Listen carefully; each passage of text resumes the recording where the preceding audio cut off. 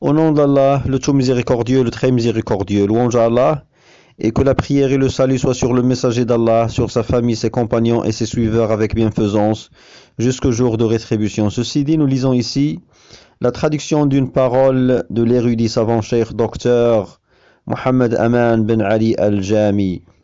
Une parole et une explication où il met au pied du mur les Ash'arites et leurs ancêtres les Mu'tazilites et les Jahmites.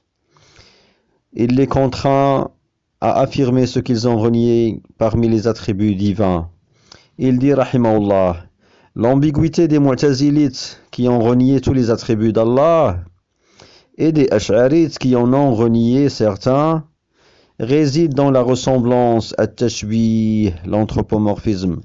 Note du traducteur, ils ont confondu les attributs divins avec ceux de l'homme, autrement dit, et ils n'ont compris des attributs divins que ce qui sied à l'homme.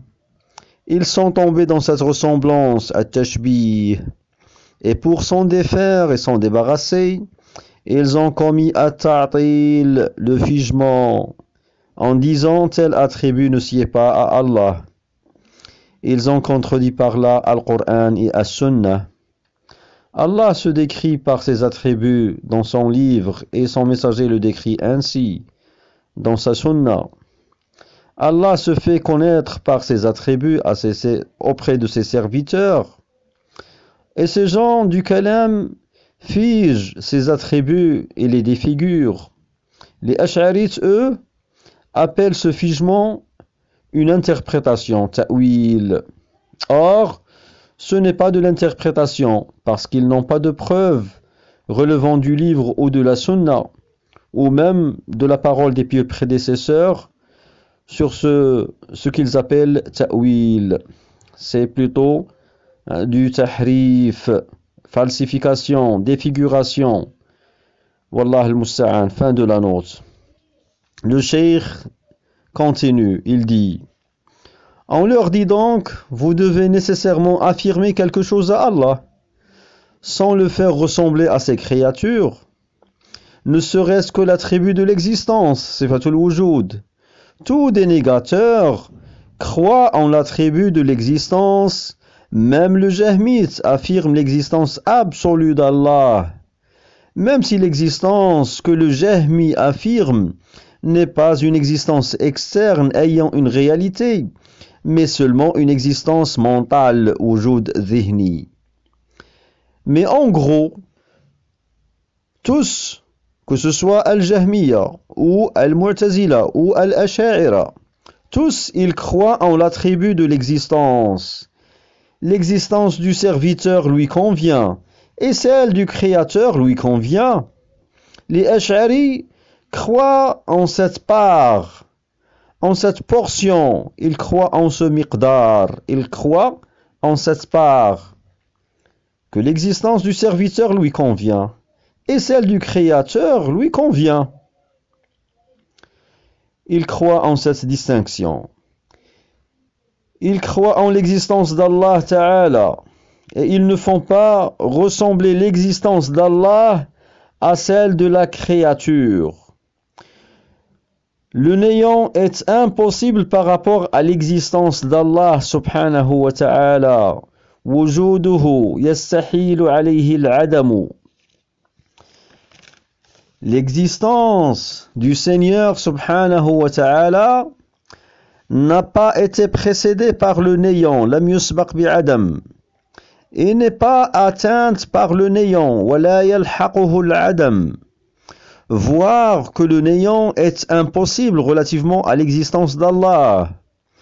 Quant à l'existence de la créature, elle est précédée par le néant, masbouqun bi'adam, et elle est sujette au néant, à la disparition, wa yalhaquhu adam. Donc, il y a une différence entre les deux existences. Si tu arrives à distinguer entre ces deux existences, de cette manière, il t'incombe de distinguer en la miséricorde, c'est-à-dire d'Allah, et la miséricorde, c'est-à-dire du serviteur, entre l'amour et l'amour, entre la colère et la colère, etc. La miséricorde d'Allah, Ar-Rahmah, est comme il l'huissier. Al-Ghadab, sa colère est comme il l'huissier. Son agrément, Ar-Rida, est comme il l'huissier. C'est-à-dire que le propos à tenir dans certains attributs est comme celui à tenir dans les autres. Al-Kalamu fi ba'd as-sifat, kal-kalami fi al-ba'd al-akhar. Celui donc qui parvient par sa simple raison à l'aql, tout en négligeant le texte, an-naql.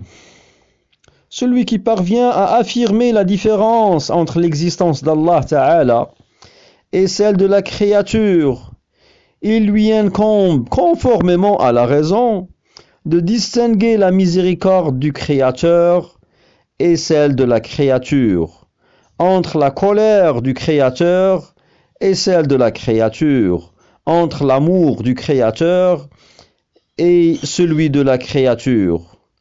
Son objection, comme quoi l'affirmation de ces attributs conduirait à la ressemblance, à tashbih, on lui répond, il s'ensuivrait également que l'affirmation de la puissance, de la volonté, de l'audition et de la vue, cela conduirait à la ressemblance. S'il répond, j'ai affirmé ces attributs, c'est-à-dire la puissance et les autres, comme il sied à Allah Ta'ala, non pas comme il sied à la créature.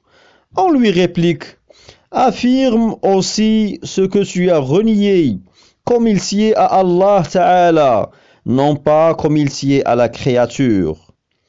Tous les attributs proviennent d'une même source, et on les énumère et agence de la même manière. As-sifat kulluha min babin wahid, wa tusaqu sawqan wahida. Ce par quoi Allah s'est nommé, et par quoi il a nommé le serviteur, comme le nom de Al-Hayy, le vivant, Al-Alim, l'omniscient, Al-Qadir, le tout-puissant, ou par quoi il a appelé certains de ses attributs comme Al-Ghadab, la colère, et Ar-Rida, l'agrément, et par quoi il a appelé certains attributs de ses serviteurs. Nous comprenons par nos cœurs l'essence de ces noms relativement à Allah Ta'ala, et que c'est une vérité affirmée, un droit incontestable, haqqun thabit. Sa vie est une vérité indéniable, sa science est une vérité indéniable et réelle. Notre foi donc par rapport à ses attributs est celle de soumission et d'affirmation. Imanuna bihadihi sifat, imanu taslimin wa ithbat. Et ce n'est pas une foi qui cherche à donner un comment, laysa iman takyif. De même, nous comprenons l'essence de ces attributs relativement à la créature, et il y a entre les deux sens une portion partagée. Par exemple, entre l'existence du Seigneur Ta'ala et celle de la créature, entre la science du Seigneur Ta'ala et celle de la créature, il y a une portion commune. Cette portion commune de sens, on l'appelle al-mutlaq al-kulli, al-ma'na al-kulli, al-ma'na al-am, le sens général. Ce sens général n'a pas d'existence dans le réel. C'est une question mentale. C'est-à-dire que tu imagines une science dans l'absolu, qui n'est pas encore reliée au créateur ni à la créature. Tu imagines également une vie dans l'absolu, avant qu'elle ne soit rattachée au créateur ou à la créature. De même pour l'audition, la vision, etc. Cette part commune n'existe pas dans le monde réel, c'est seulement que l'homme l'imagine dans son esprit. Cette part commune est nécessaire. Cependant, le sens particularisé, spécifié, n'admet pas le partage. Al-ma'na al-mukhtas la ishtiraka fihi. Si on spécifie en disant la science d'Allah, la vie d'Allah. Et si on spécifie en disant la science de la créature, en annexant l'attribut à son sujet. Par exemple, quand on dit la science d'Allah, la vie d'Allah, l'audition d'Allah, la vision d'Allah, le partage n'a pas lieu alors. Car l'attribut ou bien les attributs ont été spécifiés en les rattachant à un sujet. La vie d'Allah est une vie spécifique à Allah, une science spécifique à Allah, une audition spécifique à Allah. Le partage est impossible dans les attributs spécifiques à Allah et dans les non spécifiques à Allah Ta'ala. La spécification se fait par le rattachement de l'attribut ou du nom à son sujet. Ce rattachement s'appelle un rattachement de spécificité. هذه الإضافة يقال لها إضافة تخصيص. Il est impossible que le serviteur partage avec son Seigneur les attributs de vie spécifiques, c'est-à-dire de vie propre, de science spécifique, son audition spécifique, sa vision particulière, etc. Tout comme il est impossible que le Seigneur partage les attributs spécifiques du serviteur. Les attributs d'Allah Ta'ala ont des spécificités et des caractéristiques, tout comme les attributs de la créature ont des spécificités et des caractéristiques. Tout comme la créature ne peut partager les spécificités des attributs de son Seigneur, il est impossible que le Seigneur partage les spécificités des attributs du serviteur. Allah est sublime et il transcende cela. Ar-Rabbu yunazzahu an kulli hadha. Pour clarifier cela, on dit la science de la créature est une science précédée d'ignorance. C'est une science qui n'embrasse pas toutes les choses à savoir. C'est une science sujette à l'oubli, l'insouciance, l'amnésie, an-nisyan, wal-ghaflah, wal-dhuhul. Et finalement, elle est sujette à la disparition, al-dhahab. Est-ce qu'Allah partage avec les serviteurs une science ayant ses spécificités et ses caractéristiques? Non. Allah transcende cela. Ar-Rabbu yunazzahu an hadha. Parce que la science d'Allah est aussi ancienne que son essence. Cette science n'a pas été précédée d'ignorance. La science d'Allah embrasse toute chose et elle n'est pas sujette à l'oubli. Wa ma kana rabbuka nasiya. Traduction approximative du sens de ce verset. Ton Seigneur n'oublie pas. Sourate Maryam, verset 64. Il n'est pas sujet à l'oubli, la négligence, ni à l'amnésie. Et c'est une science éternelle, comme l'essence. Ilmuhu baqin mithlu al-dhat. Il en va de même pour tous les attributs. Fais une analogie de ce genre. La vie, l'entendement, la vision, la volonté, la puissance, etc. C'est-à-dire que tous les attributs d'essence, as-sifat al-dhatiyya, sont anciens comme l'essence. Ils sont éternels, comme l'essence d'Allah. Dans ces spécificités, le serviteur ne les partage pas avec son Seigneur, tout comme Allah ne partage pas avec son serviteur les spécificités de ses attributs. Donc, quelle est la part commune? La part commune est dans les attributs pris dans l'absolu, dans le sens général, al-ma'na al-kulli, al-mutlaq al-kulli, avant qu'il ne soit rattaché à un sujet.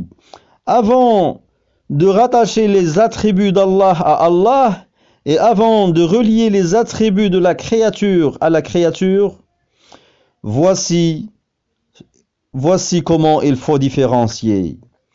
Ce non-partage, ce non-partage est général dans tous les attributs. Fin de la parole du Cheikh rahimahullah ta'ala. Et je conclus sur une note de mise en garde contre des prêcheurs d'égarement, parmi lesquels il y a Islam Ben Ahmed, Monsef Zenati, Mohamed Bajrafil et bien d'autres malheureusement, qui s'activent à propager l'innovation de l'ash'arisme, de Al-Kullabiyya. Méfiez-vous de ces gens et de leurs semblables. Wassalamu alaikum.